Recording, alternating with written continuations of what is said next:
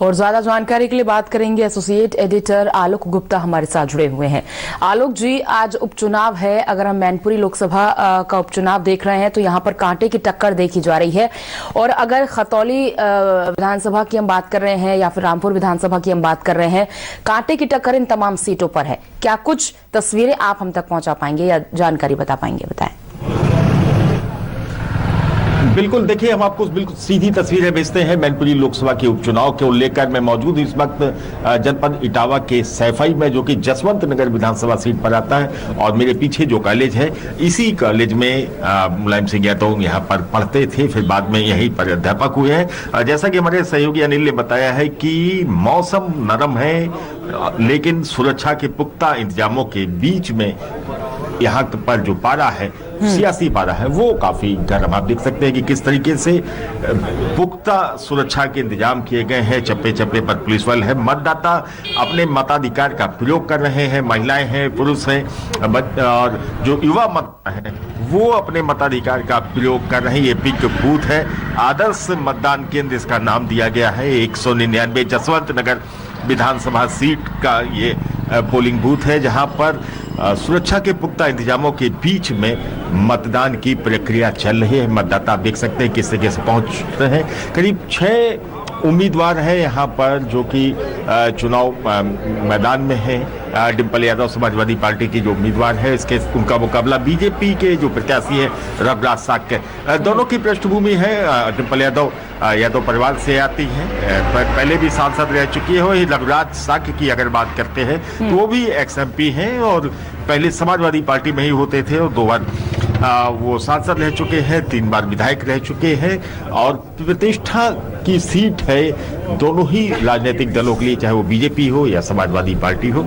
Samajwadi party, चूंकि अभी कुछ दिनों पहले ही मुलायम सिंह यादव यहाँ से सांसद होते थे, समाजवादी पार्टी का ये कर रहा है, और अब यहाँ से उनकी बहू डिम्पल यादव चुनाव मैदान में है। परिवार में भी दावा किया जा रहा है, एक हो गए, शिवपाल सिंह यादव भी साथ में आ गए हैं। वही बीजेपी ने भी यहाँ पर प्रतिष्ठा लगा रखी है। 2 बार मुख्यमंत्री योगी यहाँ पर जनसभा करने आए थे।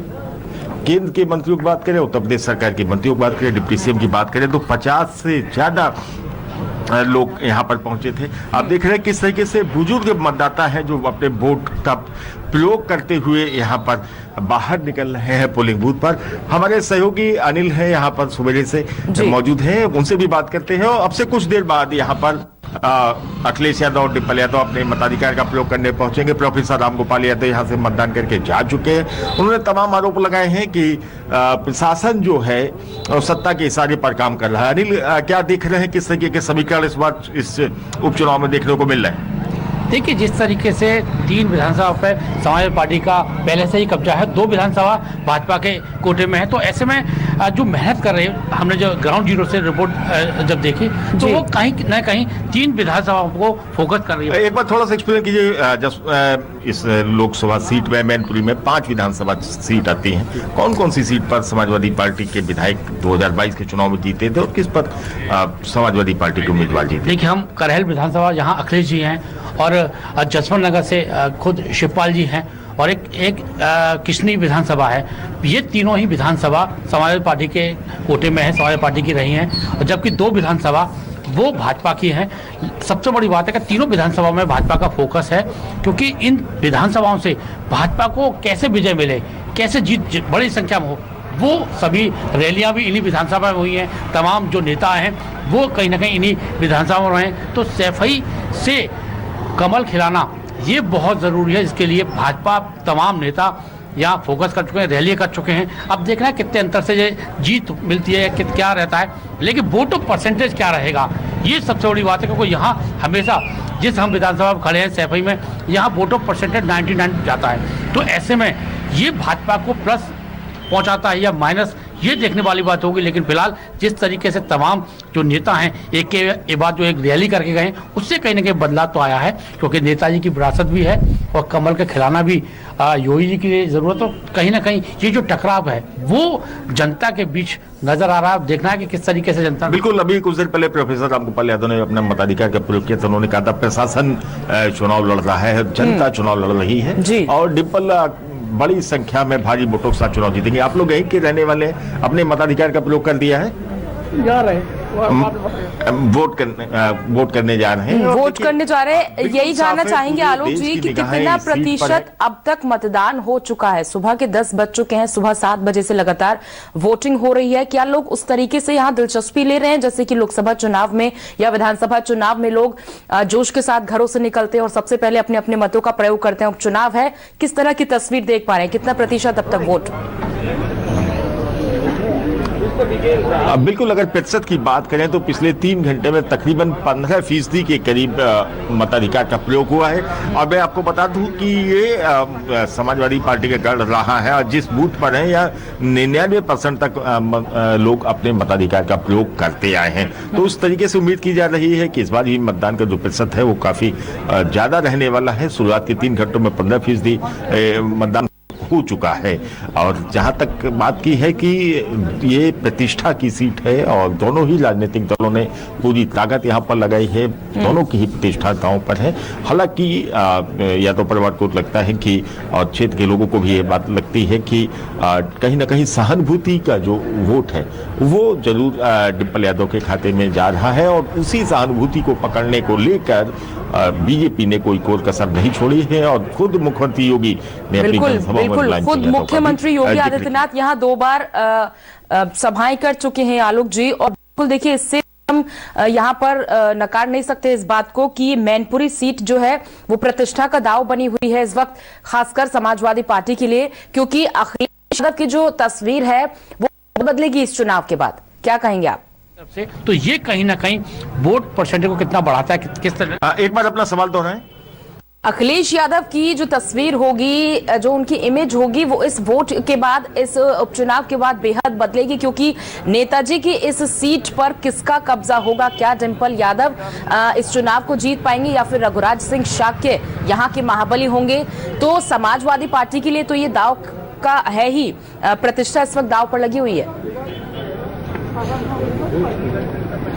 निश्चित तौर पर देखिए, अगर प्रतिष्ठा की बात करें तो समाजवादी पार्टी की भी प्रतिष्ठा दांव पर है, साथ ही बीजेपी की भी प्रतिष्ठा दांव पर है। कहीं ना कहीं 2024 का अक्स लोग देखेंगे इस उपचुनाव के परिणाम में। बिल्कुल। क्या बीजेपी सपा के गढ़ में सेंध लगाने में सफल रह पाती है या फिर समाजवादी पार्टी अपने गढ़ को बचाने में कामयाब रहती है? क्या कहेंगे? 2024 के अभी लोग समीक्षा कर रहे हैं कि इसके नतीजे आने वाले दिनों में 2024 के लोकसभा चुनाव पर असर डाल सकते हैं। कितना असर डाल सकते हैं? देखिए, बिल्कुल जिस तरीके से देखा जाए तो ये चुनाव 2024 का चुनाव है, क्योंकि जमीन कहीं ना कहीं 2024 को लेकर देखी जा रही है। जिस तरीके से नेताजी ने आज तक कभी उन गलियों में वोट नहीं मांगे, अखिलेश जी उन गलियों में जा के वोट मांग रहे हैं। तो ये जो बदलाव है वो जनता किस तरह से दिखाती है वो देखने वाली बात होगी। लेकिन फिलहाल अखिलेश जी हर घर के अंदर पहुंचे हैं, जो कभी नेताजी नहीं पहुंचे। नेताजी का एक आह्वान होने पर वोट डाले जाते थे, लेकिन अखिलेश जी को इतनी मेहनत करनी, कहीं ना कहीं मेहनत करनी पड़ रही है। तो सब लोग जान रहे हैं कि अखिलेश जी के लिए कितना मेहनती का चुनाव हो गया है। इतनी मेहनत कभी नहीं की, लेकिन इस बार कहीं ना कहीं प्रतिष्ठा है दांव पर, तो वो मेहनत कहीं जमीन पर ये अभी की प्रतिष्ठा है, साथ ही 2024 की प्रतिष्ठा की भी मतलब लोग निकालेंगे। देखिए, बिल्कुल 2024 को लेकर ये प्रतिष्ठा देखी जा रही है, क्योंकि अभी से जमीन अगर तैयार नहीं की सपा ने तो आने वाला 2024 का चुनाव काफी गंभीर हो सकता है। इसलिए कहीं ना कहीं 2024 का जो प्लेटफॉर्म है वो इस चुनाव, इसीलिए शायद 50 से ज्यादा जनसभाएं नहीं बीजेपी की, केंद्र और राज्य के मंत्रियों की। बिल्कुल, कहीं ना कहीं इतना बड़ा सैलाब, एक के बाद एक सभा होना, तो कहीं ना कहीं 2024 की तैयारी है। और 2024 में किस तरीके से जनता दिखाती है वो वक्त बताएगा। लेकिन फिलहाल ये जो उपचुनाव है वो कहीं ना कहीं 2024 से देखकर भाजपा चल रही है, और शायद यही वजह है कि अखिलेश भी गली गली जाकर अपने वोट मांग रहे हैं, जनता से अपील कर रहे हैं। तो ये कहीं पूरी तरह से 2024 का फोकस है। बिल्कुल, देखिए ये उपचुनाव निश्चित तौर पर कहीं ना कहीं लिटमस टेस्ट रहने वाला है समाजवादी पार्टी और बीजेपी के बीच में कि जनता किसको चुनती है और इसका जो परिणाम है उसका इम्पैक्ट 2024 के लोकसभा चुनाव पर निश्चित तौर पर बिल्कुल। और अनिल की बात से हम भी इत्तेफाक रखते हैं आलोक जी कि अखिलेश यादव ने इतनी मेहनत विधानसभा चुनाव में नहीं की जितनी सभाएं उन्होंने, जितनी फुर्ती और एक्टिवनेस अभी उपचुनाव में दिखाई है। बिल्कुल, देखिए कहीं ना कहीं अखिलेश यादव को मैदान में उतरना पड़ा है और जो काम नेताजी के नाम पर हो जाता था, उनके आह्वान पर लोग समाजवादी पार्टी के साथ खड़े रहते थे, इस बार जी तोड़ मेहनत करनी पड़ी है। और जो झगड़ा था 2017 से पहले का, उस जिसके कारण पार्टी में टूट हुई, कहीं ना कहीं शिवपाल सिंह को भी बुलाना पड़ा, वो भी साथ में आ गए हैं। तो ये है कि अगर बीजेपी से मुकाबला करना है तो परिवार एकजुटता की अनिवार्यता को इन लोगों ने समझा कि अब नेताजी की विरासत को अगर आगे बढ़ाना है तो परिवार को साथ लेकर चलना होगा। और शिवपाल सिंह ने सीधे तौर पर कई बार इस बात का उल्लेख भी किया है कि वो अब परिवार के साथ है। और ये अचानक जो ट्विस्ट हुआ शिवपाल सिंह यादव का, उसको किस निगाह से देखते हैं कि परिवार की एकजुटता की आवश्यकता है, उस पर क्या कहेंगे? देखिए, जिस तरीके से कहीं ना कहीं शिवपाल यादव का भी ये इम्तिहान है, अगर इस इम्तिहान में पास नहीं होते हैं तो वो भी कहीं ना कहीं बैकफुट पर नजर आएंगे, क्योंकि शिवपाल जिस तरीके से मेहनत कर रहे हैं, वो भी हर जगह जा रहे हैं। जो विरोध की भाषा पहले बोलते थे अखिलेश के लिए, वो नहीं बोल रहे हैं। तो अब उनको समझा रहे हैं कि हम सब एक हो गए। अब जनता कितना समझती है ये तो वक्त बताया करें, लेकिन फिलहाल अखिलेश जी और बिल्कुल। तो देखिए, इससे कहना बिल्कुल गलत नहीं होगा कि उत्तर प्रदेश का जो उपचुनाव आज है, जहां पर मैनपुरी में विरासत, तो रामपुर में अपना गढ़ बचाने के लिए लड़ रही है समाजवादी पार्टी।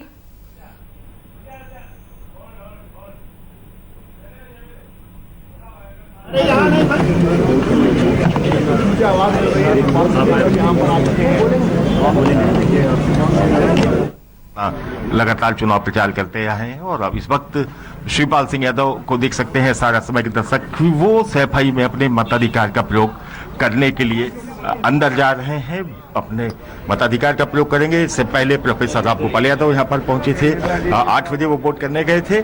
शिवपाल सिंह पहुंच चुके हैं, अपने मताधिकार का प्रयोग करेंगे और कुछ ही देर में अखिलेश यादव भी यहाँ पर अपने मताधिकार का प्रयोग करने के लिए पहुंचेंगे। इंतजार करते हैं शिवपाल सिंह लौट कर आते हैं तो वो क्या कहते हैं, किस तरीके का उनका बयान सामने आता है। चुनाव के 3 घंटे से ज्यादा का वक्त बीत चुका है, उनकी प्रतिक्रिया आपसे कुछ देर बाद मिलेगी और इसी के तुरंत बाद अखिलेश यादव भी यहाँ पर अपने मताधिकार का बिल्कुल। तो देखिए, सैफई की तस्वीरें थी जहां पर शिवपाल सिंह यादव वोट करने के लिए पहुंचे हैं और लगातार पल पल की पूरी अपडेट अनिल शर्मा और आलोक जी हमें दे रहे हैं। फिलहाल आप बने रहें और आपसे आगे भी हम दिन भर चर्चा करेंगे, बातचीत करेंगे कि आखिर कितना वोट परसेंटाइल मैनपुरी में हो रहा है। बाकी रामपुर में भी उपचुनाव है और खतौली में भी लगातार वोटिंग सुबह 7 बजे से हो रही है। फिलहाल के लिए शुक्रिया, लेकिन यहाँ रुक रहे हैं एक छोटे से ब्रेक के लिए।